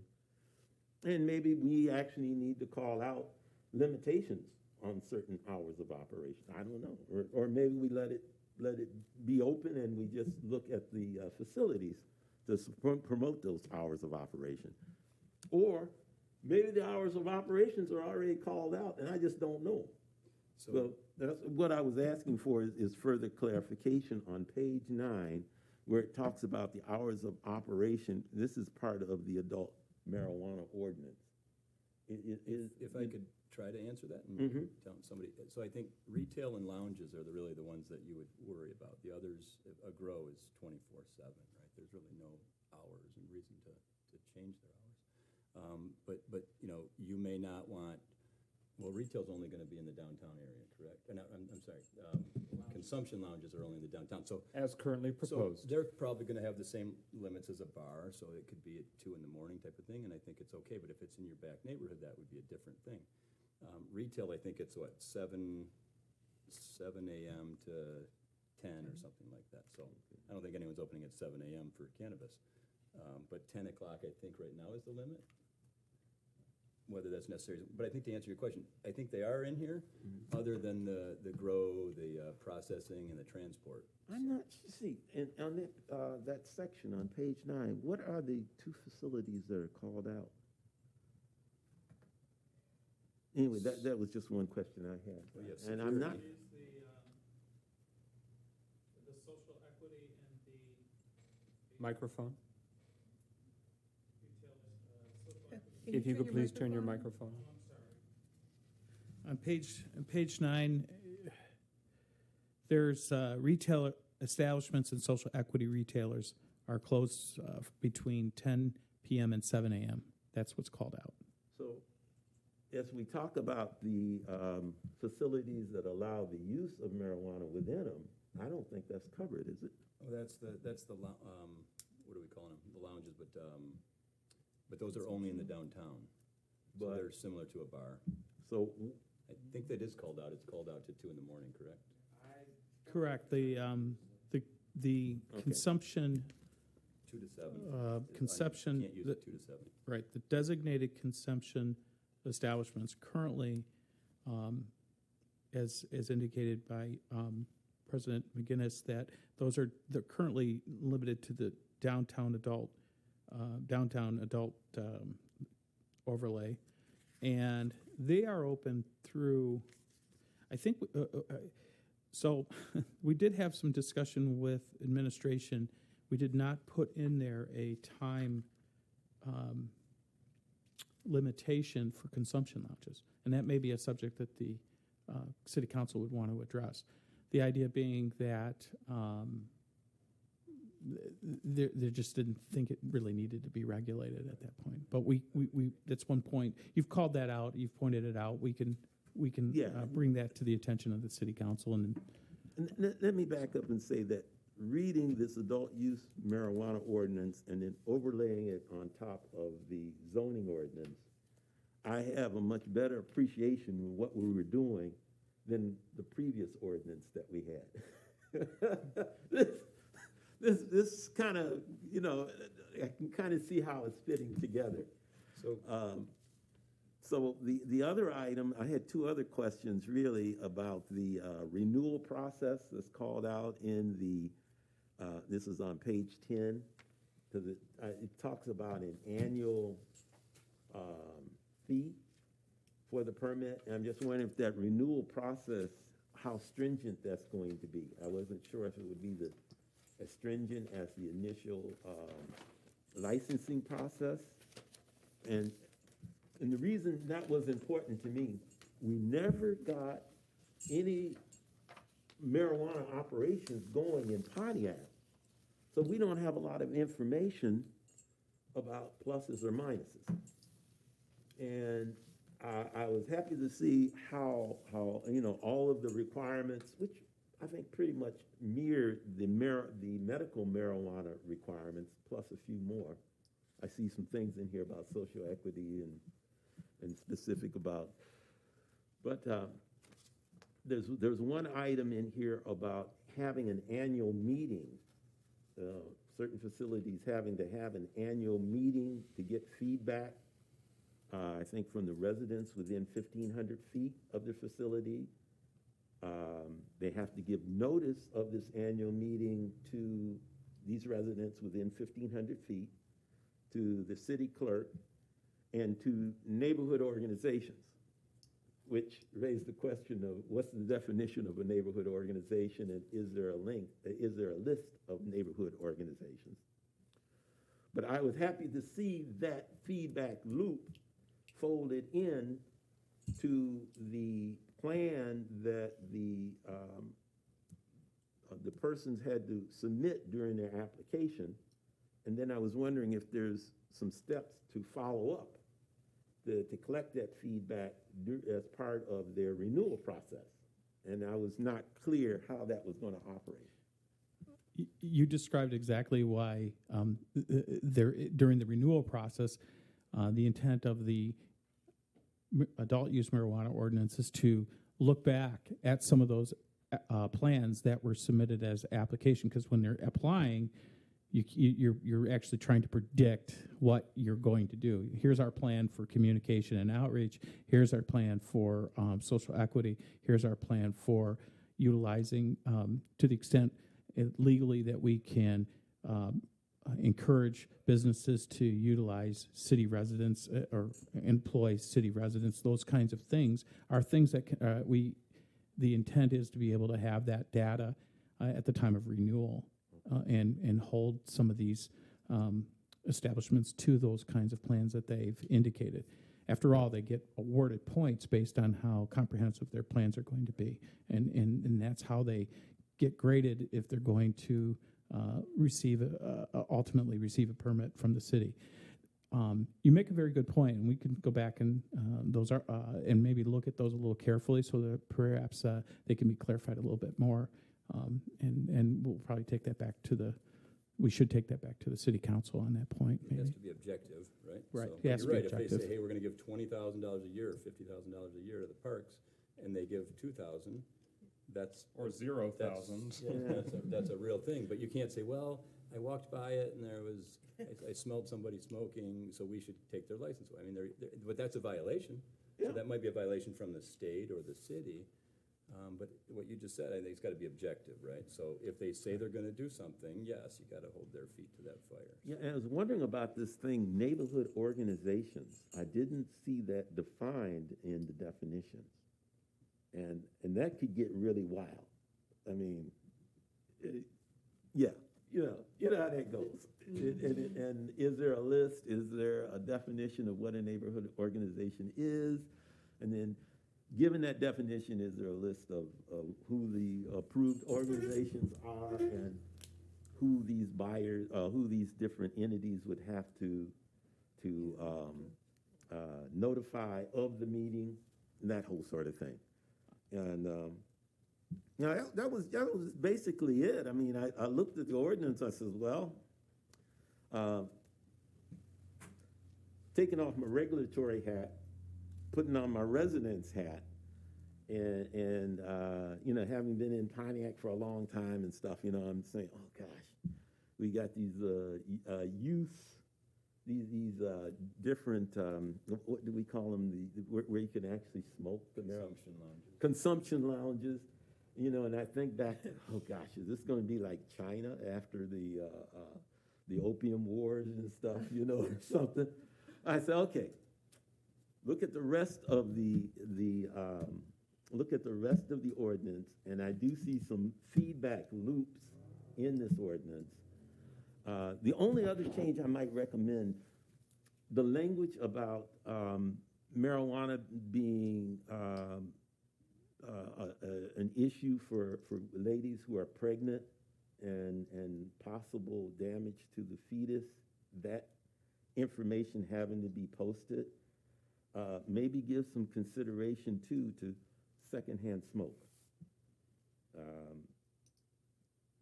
Particularly with parents who might have children. I mean, not to say you can prohibit that. I mean, we don't prohibit secondhand smoke with cigarettes. Like you do on the right now. cigarettes, yeah. Yeah, but maybe that information might be something that we want to bring up, that parents think about that. Right, it's just beyond us. That's a state level thing. Yeah. Yeah, but I'm just thinking that maybe is that something we want to advocate for, because that can secondhand smoke, period, whether it's tobacco or marijuana, can really affect the development of young children. And then we are in an area of a lot of asthma. Now, I don't know how to handle that. I bring it up. Is that a deal breaker? No, it's maybe something that we do later on, but I think would behoove us to give some thought, particularly if we're thinking about the health and safety of the community. So consumption lounge is 21 and over. So if you're going in there with your kids, you probably, maybe not a good parent in the first place. No, I don't think they could But go a in. pregnant woman, if she wants to be around somebody smoking, she probably isn't educated on it. And I'm not sure That's not up to that us. warning is to be, I think that warning is more for the retail areas. I don't know if that has to be posted at the consumption lounges too. I believe it's a statutory, it's right in the statutory From the state. state, Yeah, the language, so we can take a look at what you're proposing, and certainly bring that back to the city council for But consideration. again, I thought this was a step forward, providing some feedback, also providing some good starting ground rules. In terms of a regulation, I think it's a good step forward. And I'm just curious, was this done from a template that maybe your firm has? No, No. Oh, well done. It seemed to touch on a lot of bases. I thought this had been it's battle the tested product, or something. it's a product of several resources, but I think it really is a product also from this body, because we were asked to put this together, and it needs to work with what you have already in place, so we don't have any inconsistencies. So this body that proposed language before in your zoning ordinance, it's modeled very, very similar to what you already have on your books and follows that same sort of process. So really, this body really should be commended in terms of the zoning ordinance. Now, of course, we've reviewed that and revised it to reflect the fact that there's different statutes and so forth. But I'll be working with Mr. Yandrick, and we'll go through again the ordinance, and I'm sure he's going to have several changes and propose several changes. He may have changes to some of the things in the medical marijuana zoning ordinance as well that he could bring back to you. But I think the focus right now is on the adult businesses. So. And just a reminder, we'll be presenting a ordinance to you from our attorney or counsel. I'll be presenting a staff report. Now, at the public hearing next month, Planning Commission has the ability to modify that ordinance if you feel anything needs change, because this is a recommendation to City Council. Now, when City Council sees it, sometimes if you make significant changes, that might require either another reading or another public hearing. But for Planning Commission, we will present a little bit more detail, a little bit more bones on this report, and then you guys will get a chance to review and discuss with public comment. My last question is the process toward permitting. Has the city clerk been included in that? So everyone's on agreement that when the green light is finally given, this thing works. Okay. That has been a very intentional Yeah. strategy. That's And with the current mayor and administration, city council, and clerk's office, we have worked to try and clear the obstacles of the past. And then looking forward, we don't want to create obstacles anew for the administration of this ordinance, if you will, these respective ordinances. But I hope that this planning commission has detected, but just so you know, from the city council's perspective, we want to be smart, we want to move deliberately, and so we're not seeking to be hasty, but we're also trying to make sure that this is done by Pontiac residents, for Pontiac residents, not done to Pontiac residents, as was the 2018 ordinance for medical marijuana, which was put to the voters and done, and that didn't allow it to be as comprehensive and as holistic as that might have prevented some of those roadblocks and barriers that made it such a tortuous 4 years. Constant improvement. Constant improvement. Good. So I have a question that Mr. Northcross touched on. When it comes to this yearly review, I've not had a chance to go through this in detail yet, but based on this yearly review that's proposed in here, however it happens, if it's one neighbor that's notified and they have a conversation with this business owner, is there a possibility that someone can lose their license, and what is the threshold for that? Is it a pretty high threshold? Is it a very low threshold? What are we looking at if someone's out there as a business owner and they're just not that great of a business owner? I think there was a good discussion on that last night. That's a very good question, and I think we're working through those details at this time as to what would that entail. But the idea really is that,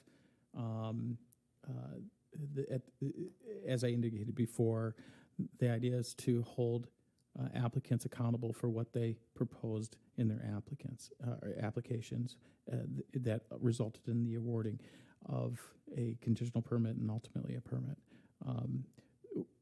One of the things that we need to take a look at perhaps is timing. If someone doesn't act within a certain period of time, what does that mean? And as well as some of those plans that need to be submitted. Because as planning commissioners, and I'm sure you experienced this in your past, people will come and give us the prettiest picture, and they promise us rainbows and the moon too, and then Unicorns. exactly, and it Yeah. doesn't quite end up that way. No. So it starts out with all great intentions, but then reality shows up. So the initial scoring portion of it is completely unto itself, but I'm talking about real-time reality. I think there's some belts and suspenders with the state law because they have to go through that process with the state as well. And so they're dependent on getting a local license, and the state inquires whether or not they have the local license or permit in the case of City of Pontiac. So if they're not in compliance, that's the opportunity to hold these permittees accountable. And if they're not, there's a process for revocation. There's a process for someone appealing that revocation, and then there's a process for handling that from a litigation standpoint. So that's Okay, great, that helps. And then the other question I had, just on the first couple pages of the memo, the number of permits, there are several things that don't have a limit. Why is that? the market will dictate Okay. whether or not there's going to be a number of growers, transporters, that processors, and also how they're zoned and where they could be located within the city is going to also govern that. So that's why they're unlimited. In fact, in some communities, the retailers are unlimited. Okay. There are cities that have an unlimited amount, but they limit further where they can be located. So the market really dictates. And you might see, and the city might very well see that happen, even though there's 20 proposed retailer licenses that could be granted, and the number of micro Class A micro businesses and so forth. The market has a way of working its way. If there's greater demand and a need, the city will have that ability to address that. But the market will likely result in that. We had in the original ordinance a micro business and a Class A micro business, and one of the questions was why did we eliminate micro business and just stick with Class A?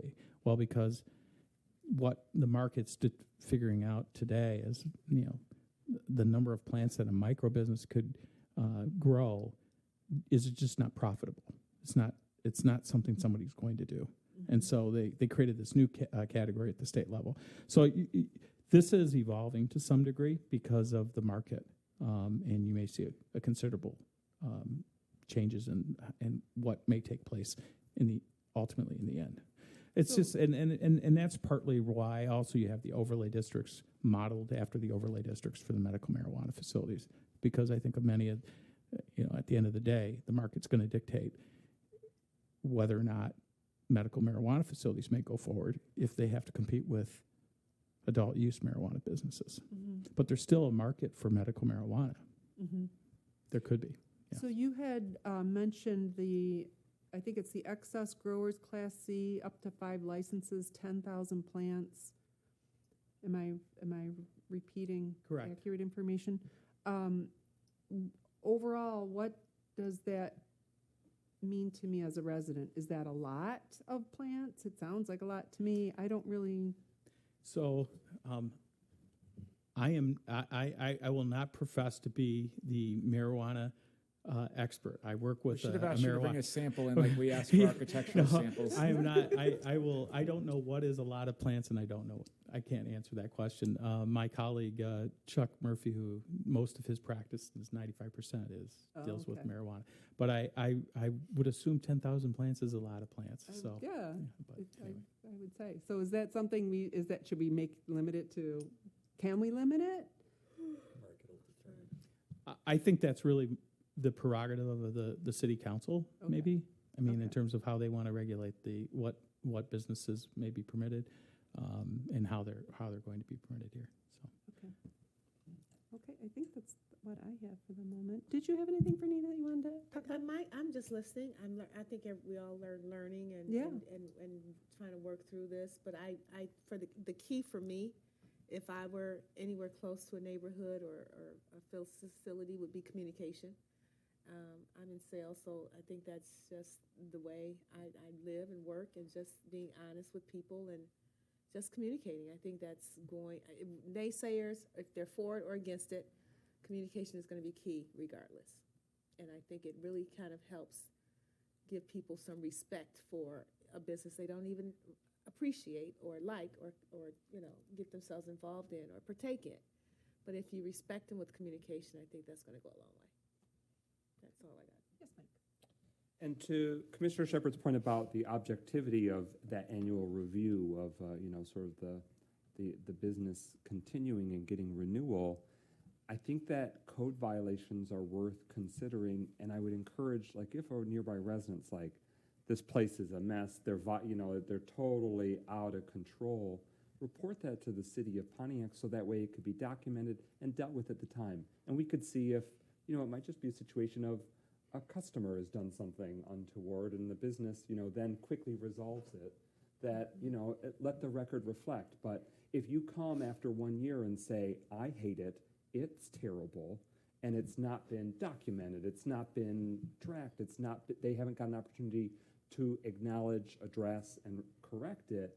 But I mean, we might find that a retailer has had 150 violations in the last 365 days. That would give us a very clear picture about the caliber and the nature of them being a responsible steward of this opportunity to exist in our community. So I just want to offer that up for the community, that don't wait till the year is up and then say, I don't like it. Please, when there's something objectively problematic, that you at least report it, and it could be followed up on, investigated, have it flagged, give them the opportunity to fix it, ticket it if not, et cetera, et cetera. Okay. Very substantive conversation. Well done. Yes, thank you, everybody. I hope I answered most of your questions. And if there's anything, you certainly can send your inquiries to Mark, and he can get them to me, and I'd be glad to answer any questions you have. Thank you. Thank you for your time tonight. We appreciate you being here. All right, so we can now move on to our next item, which is the selection of our new chairperson, because we lost our Ashley Fegley. She needed to step down as our chair. So, I think we got one. yeah, I'm fine. yeah. I second that. Are you okay? That's what I am. okay with Is that the it. quickest motion and Can second we ever? adjourn now? Yes, let's go. Mr. Northcross, are you comfortable with being vice chair? If y'all are, I am. Yay. Yes, sir. Done. Easy, breezy, Roll call, please. painless. We'll need a move and support on the first, and then a move and support on the second, I imagine. All right. I think Ms. Duval. I yes. make a motion that our current interim chair, Mona, is the continued chair in full essence of the word chairwoman. Second? Are I we second that. all right, so we're doing two different motions this evening? Yes. All right, so Parlov, Yes. Wonderful. Shepherd, Yes. That makes it easy. When you North wanna Cross. be. Yes. McGinnis, Yes. Duval. Yes, to approve. All right. And I now make the also motion that Christopher Norcross is our vice chair. All right. I support. All right. Parlov, Yes. Shepherd, Yes. North Cross, Yes. McGinnis, Yes. Duval. Yes, to approve. Yay. Congratulations. Thank you. Thank you both for your willingness to serve. Yes, thank you, my co. All right, so And now. I think we should just say publicly, we thank Commissioner Fegley for her time and service, Yes. Amen. especially as a subject matter Absolutely. expert for this commission over the years. Amen. Yeah, Yes. absolutely. Such a great subject matter expert. She will be missed. And if she wants to come back and visit anytime, we'll pull up a chair for her right up here at the table, at the dais. So thank you. Now we are on to public comment, and I don't see anybody here.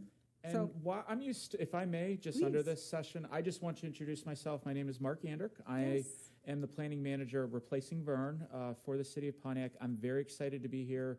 This is my 4th week. I'm always going to remember my first planning commission meeting discussing marijuana at this length. So, but I have a lot of experience in local government, in planning, and also in GIS. And so really, and some of those are actually process improvements. And so I'm very much looking forward to working at a staff level with customers, working with planning commission, our planning and economic subcommittee, and our other boards and commissions, really on asking the right questions and having the right conversations. And in a few months, I really anticipate sharing a process for our master plan update and really moving forward with that. And I'm very excited with the energy that's here, and I think we should leverage those community partners we have and those things that we can really build upon now that we're taking the right steps forward. So, Can you give us a little more background about where are you from? Yeah, so the last 14 and a half years I've worked for Centerville, Ohio. It is a suburb of Dayton, but also 40 miles from downtown Cincinnati. And the city is a little smaller, but has a historic district. This is just a larger version, really, of where I come from. And so really been involved in some master planning and working with active transportation and dealing with site area plans. And so really a lot of experience.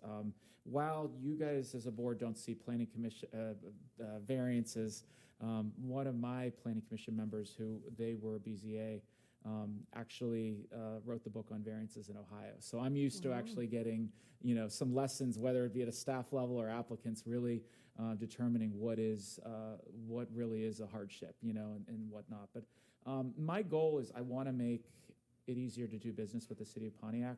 And I think a lot of people share that vision, and I think it's just working with the team downstairs at a staff level and working with the boards and commissions that we can find the right solutions for this community. So, Excellent. Question Thank for you. you is, I know going into a different city, Yep. you've got that experience in Ohio, going to a different city, different map. How are you approaching this with just new eyes? And the term I'm using is sponge. I mean, Okay. really, I'm learning anything that I can, listening to everything I can. I am meeting as many people as possible.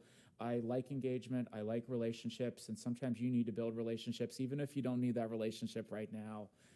And so I'm one of those people that I do love to get out in the community. Good. I have been around the city with some staff members. There is still a lot to tour here. But I think with the applications that we have coming forward, there will be opportunities to get out and about and move forward. So, great, yeah. welcome aboard. Yeah, and I will say that marijuana is not the only thing we will have for January. We've got some items in the pipeline that I'm very excited to move forward. And I also have shared this with our new chairperson, Ms. Parlov, that we are starting a pre-application meeting with almost every application that comes to Planning Commission. Really, I think it gets Planning Commission the key feedback from those agencies. And I think our goal is to make this a cleaner process, to make it easier to review. And if there is an issue, just focus on that issue and not have a plan that might be messy or have a litany of issues. So. Thank you for that. Yes. I want to welcome you to the city of Pontiac. We're very blessed to have your experience and your service and leadership. I do want to celebrate the many years that Donovan Smith gave to the city of Pontiac as well. He was with us at last month's Planning Commission meeting. Or did we cancel last month? 2 months He ago. was at the So October one. he's with us in October, and I want to salute his service.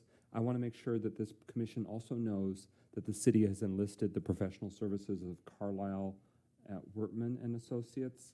They are a professional planning firm, so they've just are helping the community development department, the planning division, make sure that we're moving expeditiously. Great. And I've worked with them in other municipalities. They're very sharp. And my understanding is that Dick Carlisle, the Carlisle of Carlisle Workman, has been assigned to this book of business, which is really promising.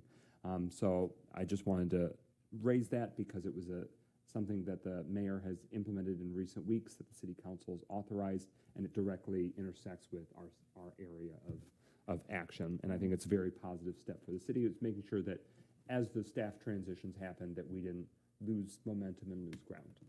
And we appreciate the council's support for that. So, and I've been I've been working directly with Dick Carlisle. It's been great to work with him. It's been mostly in plan review, but there's been some considerations for a zoning audit. We may consider staff may propose a zoning ordinance, a zoning amendment in 2023 where really cleans things up. You know, and I don't think it's going to be a wholesale change, but I think there's some fundamental things that I'm finding, and I think that Dick is seeing that at a high level that I think can help us move forward and just give us the tools we need to move forward, whether that be positive or from an enforcement standpoint.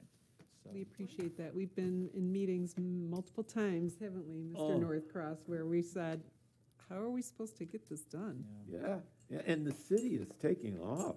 I was at that Lakeside presentation at the Marriott. For Crystal Lake. For Crystal Lake, yeah. That's coming in, and I imagine there's other things coming down the road, and all these improvements we're starting to make in transportation. And then there's the Oakland County Transportation millage that passed. That I don't know what their plans are, but certainly if we have a needs list within the city, let's throw that in, and then there's wherever we need to support that, and autonomous driving. I mean, this thing is all over You're the so place. excited, aren't you?